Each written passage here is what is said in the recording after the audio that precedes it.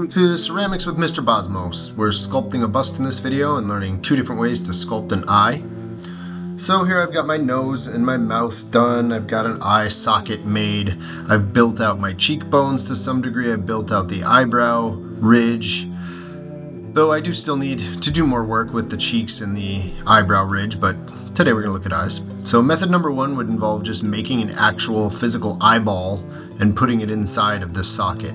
The trick here is to make that eyeball be the right size, and then as you put it into the socket, you need to, kind of press it into place and get it to sort of flatten out a little bit so it fills in those voids to the left and right. What you don't want to do is end up with a teeny tiny circle that's going to have giant voids on either side of it. And you can see here that I've just made a small coil and flattened it out, kind of bent it a little, made almost like a smiley face shape, and laid that lower eyelid across the eyeball. And then the top lid kind of overlaps the lower lid to do it most easily. So again, I'm taking that coil, flattening it, bending it into a sort of a smiley face or frowny face curve. And then I'm going to go ahead and just start to blend that lower eyelid into the face. But I am trying to make that lower eyelid have that curvature and that indentation at the bottom so that we can see that there is an eyeball behind it. Okay, same with my top lid, trying to get it blended in along that top edge. And then you'll notice that the edges that overlap the eyeball, I did not blend in. Those are going to stay as kind of like a hard line. There's a separation between the lid and the white of the eye. And then notice how my upper lid is going over the top of the lower lid over there on the edge. It's exaggerated a little bit here, but that gives you an idea. And then again, using those small dabs of clay to make adjustments, to fill in some of the little gaps I might have left behind, to get the shape of the eye to look more how I want it. The part can be quite touchy.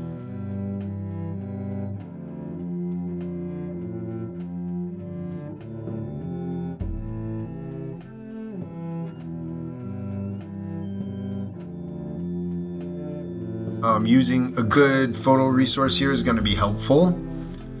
I definitely could have taken more time to look carefully at that eye to get it to look a little bit more lifelike, but for the sake of time in a demonstration video, that's what I've done. So that's method 1, right? Put in that eyeball, make 2 coils, flatten them out, bend them, lay them over the top of the eyeball.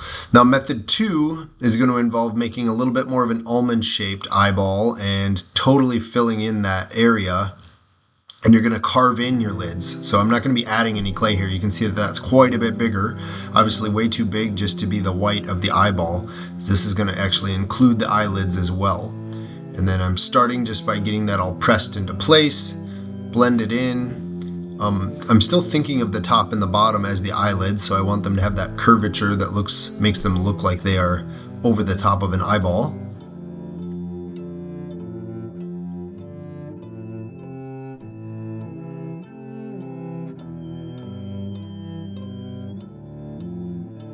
Noticing there that I was missing some eyebrow ridge. So again, there's like constant adjustments that are going to have to be happening here. You're just going to keep noticing things, especially as you look at your source photos and maybe touch your own face and just think about things more. Just the nice thing about this soft clay is that we can always be adding more. We can always be cutting some away. It's not permanent until it gets dried out, right? So we just keep it nice and plasticky so it's easy to add and take away.